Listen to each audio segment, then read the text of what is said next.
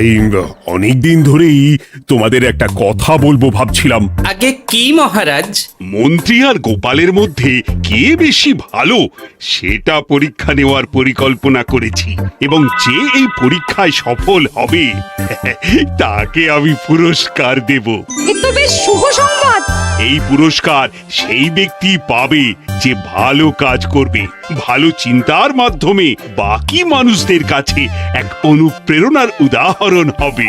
বাহ, বাহ, সাধু সাধু, খুব ভালো প্রস্তাব মহারাজ। ভালো না ছাই, এটা কোনো পুরস্কার নয়। ভালো কাজ করার কি চারটিখানি কথা?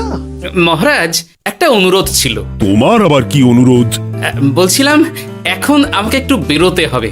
আসলে আজ আমার নাতি নাতনিদের দল বাড়ি আসবে অনেক দিন পর, তাই ওই আর কি একটু গল্প আড্ডা খাওয়া দাওয়ার ব্যাপার আছে, এই আর কি। কোথাকার কোন রাজা এলো আমার? যখন ইচ্ছে আসবে, যখন ইচ্ছে যাবে, আর সেগুলো নাকি আমাদের মেনেও নিতে হবে। উফ, মন্ত্রী, এই হিংসুটে পানাগুলো কবে বন্ধ হবে তোমার বলো তো? তুমি যাও তো গোপাল। মানুষের ভালোবাসা পাওয়া, জনপ্রিয় হওয়া এত সহজ নয়। অনেক ধন্যবাদ মহারাজ। আমার তো বেশ গর্ব হয় তোমার জন্য, আর আমি চাই যে গোপাল আরো ভালো কাজ করে সেরা নাগরিক সম্মান পেয়ে এই কৃষ্ণনগরের মুখ আরো উজ্জ্বল করুক। নিশ্চয়ই মহারাজ, চেষ্টা করব। তবে পুরস্কারের কথা ভেবে আমি কোনোদিন কাজ করি না মহারাজ। যেটা আমার ঠিক মনে হয় তাই করি। এবার আমায় অনুমতি দিন, আমি আসি। বেশ বেশ, যাও যাও।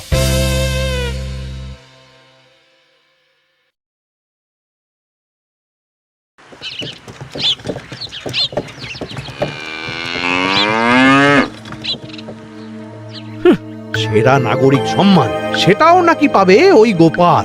বাবা, মহারাজের কি আদিক্ষেতা গোপালের প্রতি, দেখেও গা জ্বলে যায়। ও কি একাই আছে নাকি যে বেশি জনপ্রিয়? আমিও হব। হ্যাঁ, কি করি কি করি, যাই একটু গোপালের বাড়ি উঁকি মেরে দেখে আসি যে কি এমন মহান কাজ করে।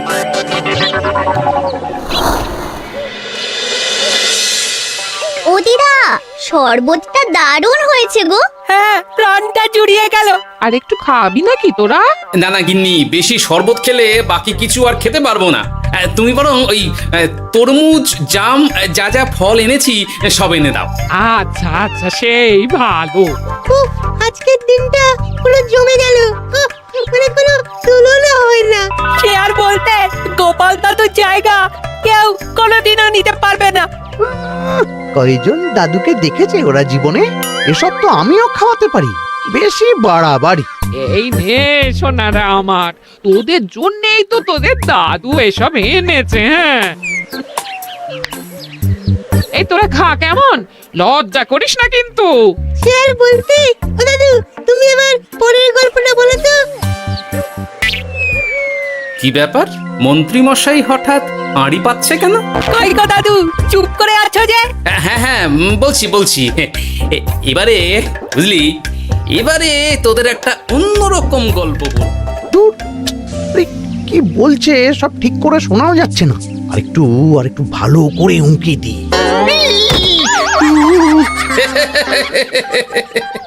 কি মন্ত্রী মশাই, ধরা পড়ে গেলেন তো? ওই জন্যই বলে অতি কৌতূহল ভালো নয়। কিসের কৌতূহল শুনি? কিসের কৌতূহল? তুমি কি ভাবছিলে যে আমি আড়ি পাচ্ছিলাম? মোটেই না, মোটেই না। আমি একটা দরকারি জিনিস খুঁজতে খুঁজতে ভুল করে চলে এসেছি এখানে। হ্যাঁ। আপনি কত ধরনের ভুল করতে পারেন সেসব আমার জানা আছে মন্ত্রী মশাই। এখন আমি সব আপোষ করে নিচ্ছি। এরপর এমন হবে যে লোকে তোমাকে পাপোশ করেও পুজবে না। না, কেমন যেন ঠেস মেরে কথাগুলো বলে গেলে মনে হচ্ছে। মন্ত্রী মশাই অমন করে রেগে গেলেন কেন গোপাল দাদু? আমিও তো সেটাই ভাবছি রে। যাকে সেসব বাদ দে, নে আমরা বরং গল্পে ফিরি। সেই ভালো।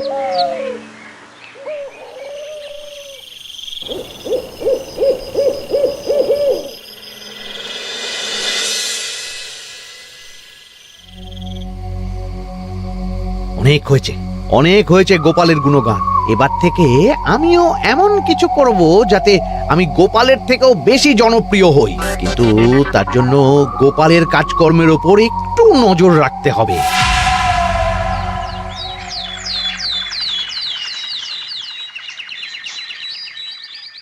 শোন বটাঘটা, কয়েকদিন তোদের গোপালের ওপর পুরো নজর রাখতে হবে। গোপাল কিভাবে কি করছে, কেমন করে করছে, সব এসে আমাকে জানাবি তোরা। আচ্ছা মন্ত্রীমশাই, চিন্তা করবেন না। একেবারে গোপালের দিন পঞ্জিকা বানিয়ে দেব আপনাকে।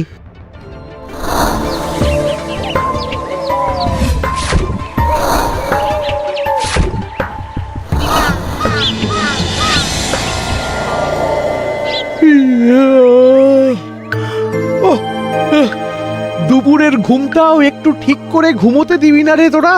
কি হয়েছে বল। আগে মন্ত্রীমশাই আপনিই তো বলেছিলেন। ঠিক আছে ঠিক আছে, ওহো বল কি হয়েছে। দেখে যা বুঝলাম গোপাল বড় উদার, পরোপকারীও। সে কাউকে ঠকায় না আর নিজেও ঠকে না। হ্যাঁ, সবাই তাকে খুব ভালোবাসে। হয়েছে হয়েছে, বুঝেছি। এবার থাম তো। গোপাল পরোপকারী? হাহ, এতদিন ও ছিল, কিন্তু এবার আমার পালা।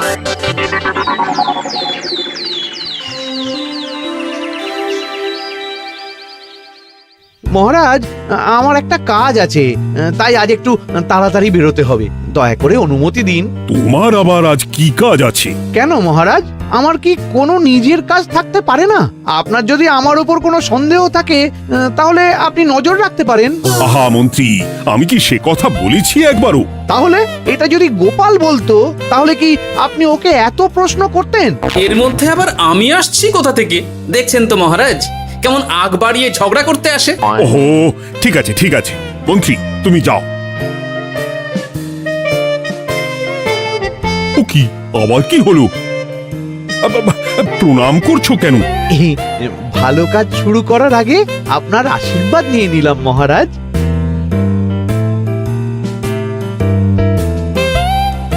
কিছু কি বুঝলেন মহারাজ?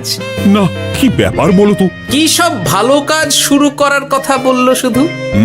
সেটাই তো, থেকে থেকে কি যে হয় বুঝি না।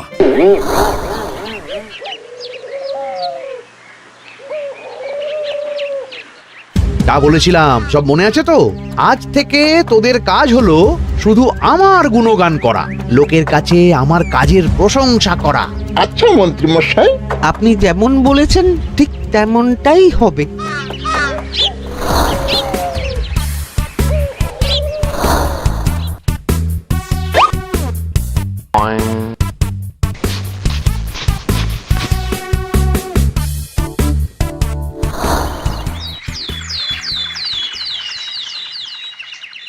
সত্যি কথা, মন্ত্রী মশাইয়ের মতো আর ভালো মানুষ হয় না।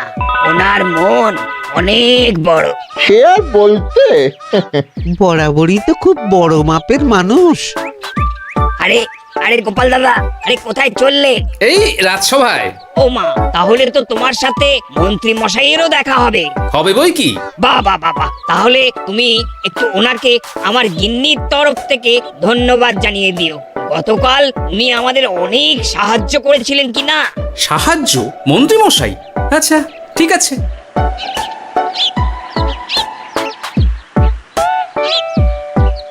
কিরে, কোথায় যাওয়া হচ্ছে সব? আজকাল তো তোদের দেখতেই পাওয়া যায় না। বাড়িতেও গল্প শুনতে আসিস না তোরা। কি করে যাবো বলো তো গোপাল দাদু, সময় হয় না তো। সে কি কথা, খুব চাপ চলছে নাকি? না না, সে কথা নয়। আসলে মন্ত্রী মশাইয়ের বাড়িতে একবার ঢুকলে খাওয়া দাওয়া গল্প খেলা সবকিছু সেরে বেরোতে বেরোতেই অনেক দেরি হয়ে যায়, তাই আর তোমার বাড়িতে যাওয়ার সময় হয় না। মন্ত্রী মশাইয়ের বাড়ি? ও, মন্ত্রী মশাই মনে হয় ভালোই সবার মনে জায়গা করে নিচ্ছে। যাকে ভালো কথা, সবার ভালো হলেই ভালো। তা মন্ত্রী, চারপাশ থেকে তো তোমার নামে বেশ ভালো ভালো কথাই শুনছি। খুব ভালো, খুব ভালো। এইভাবেই মানুষের পাশে থাকো সব সময়। এখন তো গোপালের থেকেও সবার মুখে তোমার নামই আগে আসে। বেশ হয়েছে, এটাই তো চাইছিলাম।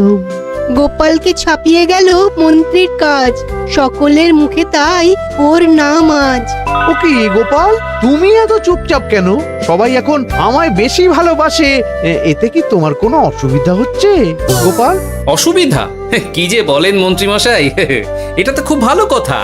তবে কি বলুন তো, মানুষ যত তাড়াতাড়ি মাথায় তোলে, কিছু হলে ঠিক তত তাড়াতাড়ি মাথা থেকে নামিয়ে দেয়। মানে কি বলতে চাইছো? না তেমন কিছু না, ওই নিজের জায়গাটা ধরে রাখাটাই আসল। সত্যি কথা বলেছো গোপাল, এক দুদিনে রাতারাতি কিছু অর্জন করা যায় না। যাই হোক, সভা আজ এখানেই শেষ করলাম।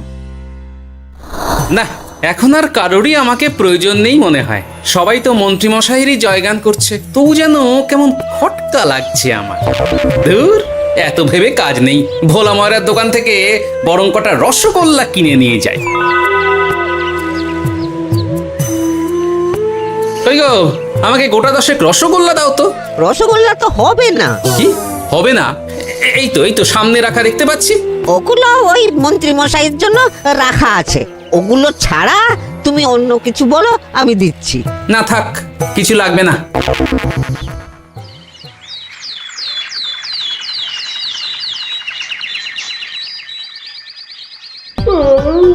ও কি গো, বলি কত বেলা হয়ে গেল, তুমি এখনো রাজসভায় গেলে না? কদিন ধরে দেখছি কিছু হয়েছে, আর তোমার রাজসভায় বলি যেতে ইচ্ছে করে না বুঝি? না না, সেরকম কোনো ব্যাপার নয় গিন্নি। আমি দেরি করে যাই কি তাড়াতাড়ি, কোনো কিছু তো আর কারো জন্য থেমে থাকে না। বলো গিন্নি, মন্ত্রীমশাই তো আছেন, তাহলেই চলবে। এ আবার কেমন কথা? কিছু না, আমি বেরোলাম।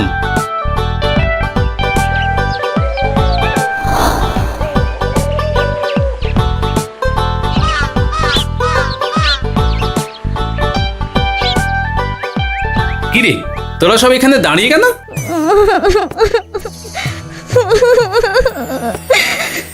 আমরা সব পরীক্ষায় শূন্য পেয়েছি, তাই আমাদের শাস্তি দিয়েছে। আসলে আমরা এতদিন কোনো পড়াশোনা করিনি তো বাড়িতে, পুরো সময়টা শুধু ওই মন্ত্রী মশাইয়ের বাড়িতে মজা করে কাটিয়েছি, তাই এমন হয়েছে। তা নিজের ভুলটা যে বুঝতে পেরেছিস, এটাই অনেক। এই কারণেই বলে নিজের কাজ নিজেকেই করতে হয়, বুঝলি? এরপর মন দিয়ে পড়াশোনা করবি, সব ঠিক হয়ে যাবে।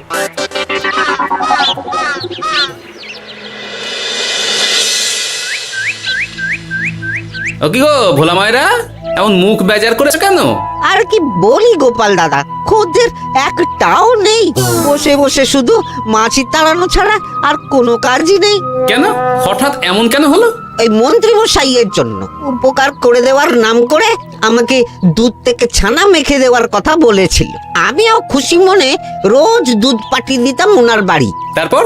আসলে ওই মিষ্টি বানানো তো আর চারটিখানি কথা নয়, আমার সুবিধাই হতো। হঠাৎ খদ্দেররা সব জানানো শুরু করলো মিষ্টির স্বাদ পাল্টে গেছে, মান কমে গেছে, আর শরীর খারাপ হচ্ছে, এই সব। না না না, এ তো খুব খারাপ ব্যাপার। তার জন্যই তো আমি ওই মন্ত্রী মশাইকে উপকার করতে বারণ করে দিলাম। কিন্তু খদ্দেররা তো এখন আর বিশেষ করে আসতে পারছেন না। এখন তুমি ভরসা, এখন তুমি আমায় উপকার করতে পারো। হ্যাঁ বলো না, কি করতে হবে? তোমাকে তো সবাই খুব মানে, তুমি যদি ওই মিষ্টি খেয়ে সবাইকে বলো যে আমার দোকানের মিষ্টি ভালো, তাহলেই একমাত্র ওই আমার আবার বিক্রি শুরু হবে। বেশ।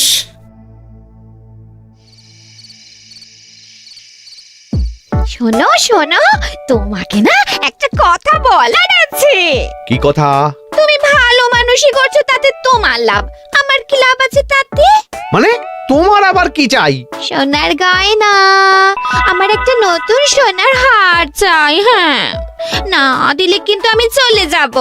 ওই দেখো, আচ্ছা ঠিক আছে ঠিক আছে, দেবো। ও মা, তাই? সত্যি তুমি খুব খুব ভালো। আমি তোমাকে যতটা কিপটে ভাবতাম, তুমি ততটাও কিপটে না। না গিন্নি, তোমার গয়না আমি গড়াবো, কিন্তু খরচ আমি করব না। যাকে বলে মাছের তেলে মাছ ভাজা।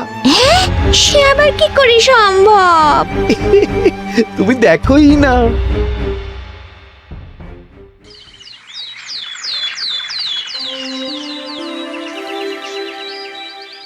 মহারাজ, আপনার কাছে একটা অনুরোধ ছিল। হ্যাঁ বলো না। এই আগামী সপ্তাহে আমি সকলকে বিনামূল্যে বস্ত্র ও খাদ্য সামগ্রী বিতরণ করতে চাই, আর তার জন্য আমার ইচ্ছা যে আপনি সেখানে প্রধান অতিথি হয়ে আসুন। বাহ বাহ বাহ, এ তো ভারী উত্তম প্রস্তাব, নিশ্চয়ই যাব। অনেক ধন্যবাদ, এই তো আমার পরম সৌভাগ্য মহারাজ। কি খুশি তাহলে? এই আর একটা কথা, মানে বুঝতেই তো পারছেন অনেক খরচ, তাই অল্প পরিমাণ যদি মোহর, মানে আপনার যেটা ভালো মনে হয়। বুঝেছি বুঝেছি, আর বলতে হবে না। আপনি মহান মহারাজ, আজকে বুঝতে পারলাম আপনি সকলকেই সমান চোখে দেখেন। কি হয়েছে গো, তোমরা সকলে এখানে? বড় বিপদে পড়ে এসেছি গো দাদা। কি হয়েছে একটু খুলে বলো দেখি। মন্ত্রী মশাইয়ের অতি উপকারের ঠেলায় আমাদের সকলেরই বড় সমস্যা দেখা দিয়েছে। প্রথম বুঝতে পারিনি, কিন্তু এখন বুঝতে পারছি। দয়া করে কিছু একটা করো গোপাল দাদা। বুঝলাম, ঠিক আছে, আমি দেখি কি করতে পারি। যা বুঝছি, কিছু একটা করে মন্ত্রীমশাইয়ের উপকার থেকে সকলকে বাঁচাতেই হবে, কিন্তু কি করি পেয়েছি উপায়। সামনেই বস্ত্র ও খাদ্য সামগ্রী বিতরণের অনুষ্ঠান করবে বলেছে না? ওটাতেই কিছু একটা করতে হবে। যা বললাম তাহলে বুঝলি তো? ভালো করে মন্ত্রীর উপর নজর রেখে আমাকে সবটা জানা। হ্যাঁ গোপাল দাদু, কোনো চিন্তা করো না, মন্ত্রী মশাইয়ের আসল রূপ সামনে আসবেই।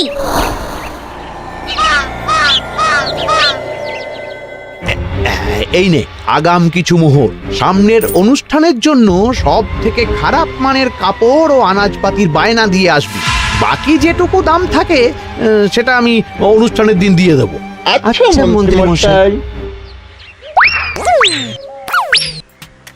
মন্ত্রী মশাইয়ের চালাকিটা একবার দেখলি? বিতরণের নাম করে সব খারাপ জিনিসগুলো বিতরণ করার তালে আছে। খুব ভালো কাজ করেছিস। এখন বরং তোরা যা, আমাকে একটু বেরোতে হবে, বুঝলি? আচ্ছা দাদু।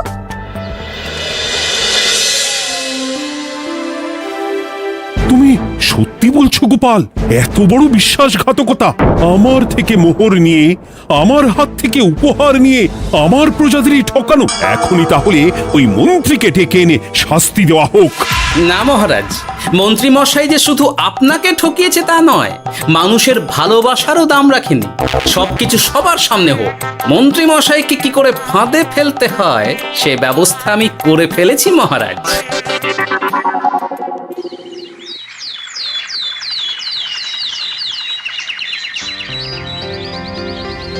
যাক বাবা, এই সুযোগে প্রচুর মোহর হাতে চলে এলো। এমনিও আমার চিন্তার কোনো ব্যাপার নেই, সব জিনিস তো মহারাজের হাত দিয়ে বিতরণ করা হবে, তাই খারাপ হলেও সবাই ভাববে মহারাজ দিয়েছে। শোন, এবার তোরা গিয়ে মন্ত্রীকে ওখান থেকে সরিয়ে আন, ততক্ষণে আমি আমার কাজটা মিটিয়ে নিই। আচ্ছা। মন্ত্রী মশাই, শিগগিরই চলুন আমাদের সাথে, মহারাজ আপনাকে ডাকছেন ওই গাছতলার ওখানে। এখন?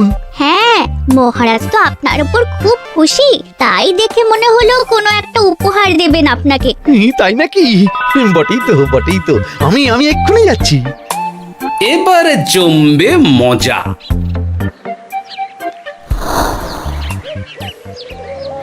কই দেখি, কেউ তো কোথাও নেই। আমাকে যে বললো মহারাজ ডাকছেন, ধুর, আমি বরং মঞ্চেই ফিরে যাই।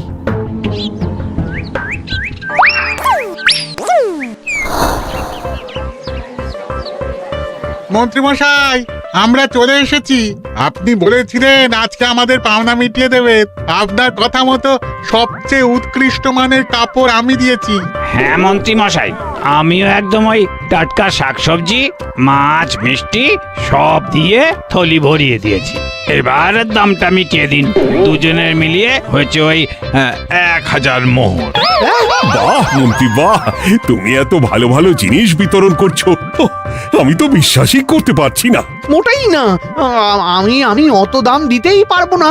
আমি তো ভালো জিনিস দিতে বলিনি, আমি বলেছিলাম সব থেকে খারাপ জিনিসগুলো দিতে। কি বললেন মন্ত্রী মশাই?